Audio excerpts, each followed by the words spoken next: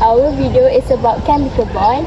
So in this video, we will share and discuss about ionic bond, covalent bond, comparison in melting point, and conduct electricity.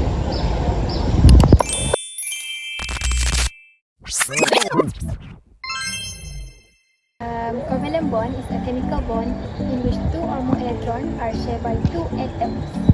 Okay, let me tell you two types of covalent bond. First, it is a non-polar covalent. That is, electrons are shared equally.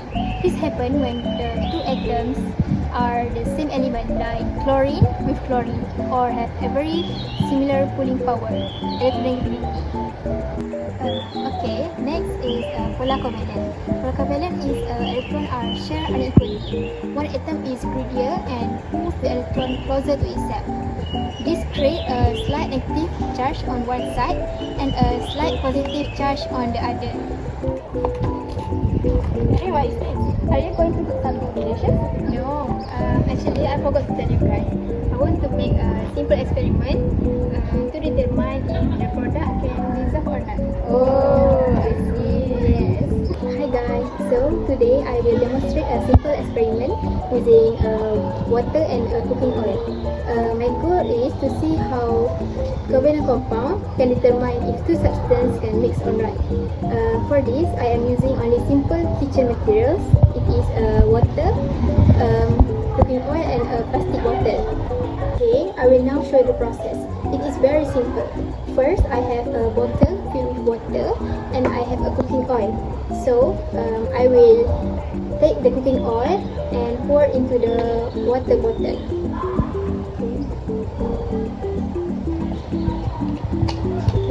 Okay, watch as I shake vigorously to force and try to mix them.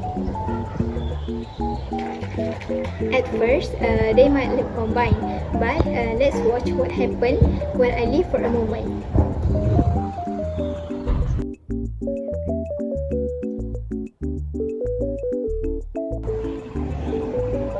Okay, as you can see from our result, after being left alone, the water and cooking oils separate into two distinct layers. They do not mix with each other. This happens because of the nature of their chemical bonds. Water is held together by polar covalent bonds, meaning it has electrical poles. Oil, on the other hand, has non-polar covalent bonds. To wrap up, the reason they won't mix is that polar molecules only want to bond with other polar molecules. Since oil has no electrical poles, the water molecules essentially push the oil away to stay with their polar friends. So, this experiment proved that the type of covalent bond, non-polar and polar, directly affect how substances interact in our daily life. That's all!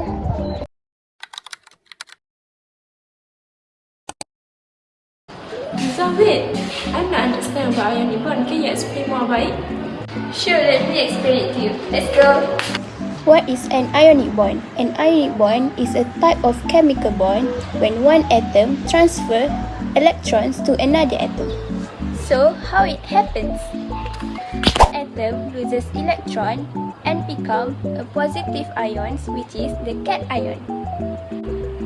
A non-metal atom gains electron and becomes a negative ion, which is the anion. Opposite charges attract to become ionic bond. Here are simple and clear application of ionic bond in daily life. First is table salt. The salt that you eat every day is formed by an ionic bond between sodium and chloride. Metal atoms become positively charged ions by losing electrons. Non-metal atoms become negatively charged ions by gaining electrons. The oppositely charged ions are very strongly attracted to each other. This is known as an electrostatic attraction. In this example, the metal sodium has transferred one electron to the non-metal chlorine. Sodium has becomes a positive ion and chlorine becomes a negative ion. And this makes sodium chloride, NaCl, also known as salt. Number 2 is toothpaste. toothpaste contains sodium fluoride or stannous fluoride. Sodium transferred one electron to fluorine makes sodium a positive charge and fluorine becomes negative charge. This makes sodium fluoride, which we know as toothpaste.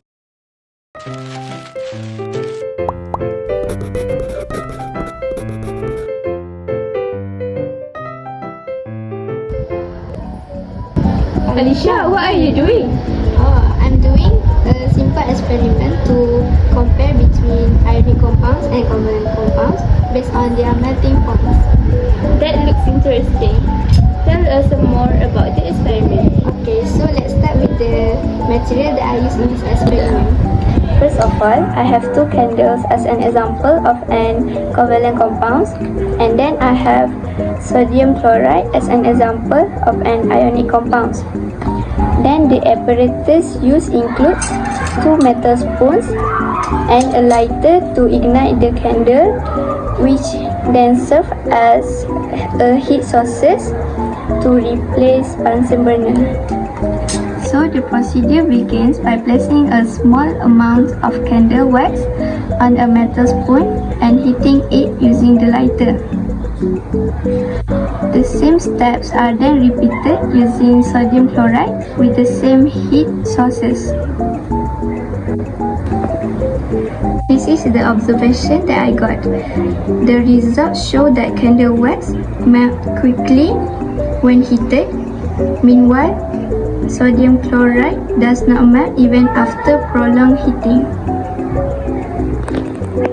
This difference occurs because candle wax is a covalent compound with big intermolecular forces between its molecules, resulting in a low melting point. Therefore, only a small amount of heat is needed to melt it.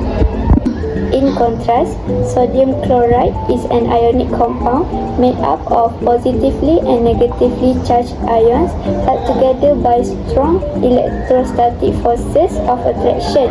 A very large amount of energy is required to overcome these forces, which explains two high melting points. So to conclude, this experiment demonstrates that ionic compounds generally have higher melting points than covalent compounds due to the stronger forces holding their particles together. Although the experiment is quantitative and does not measure exact temperatures, the observations are consistent with the theory of ionic and covalent bonding. This comparison is important because it helps us understand how different methods or tools can achieve similar outcomes depending on the situations and availability of the resources.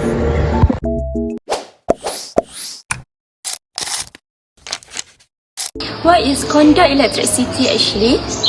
Okay, today I will talk about conduct electricity. Yes, ionic bond can conduct electricity but only in certain conditions. Okay, as an example, solid ionic compounds do not conduct electricity because ions are fixed in a lattice and cannot move. Okay, when it is in molten condition, ionic compounds can conduct electricity. Okay, ionic compounds dissolved in water can conduct electricity too, because ions are free to move and carry electric charge. The material conducts electricity if the electric current can flow through it. In this example, the metal spoon can conduct electricity because metals contain free-moving electrons that allow electric current to flow through them easily. However, the rope does not conduct electricity because it is made of non-metal materials which lack free-moving charges and therefore cannot carry electric current. Based on the apparatus, the bulb lights up when an ionic compound is dissolved in water because free-moving ions are present to carry electric current. In contrast, covalent compounds do not light the bulb as they do not contain free ions. Okay, what can we see here? Yes, this is the electrolysis. What is the electrolysis? Electrolysis is a process that uses electrical energy to cause a chemical change. It occurs when an electric current passes through a substance that can conduct electricity, such as a molten ionic compound or an aqueous solution containing ions. During electrolysis, positive ions move towards the cathode, while negative ions move towards the anode. This movement of ions allows electricity to flow and causes chemical reactions at the electrodes.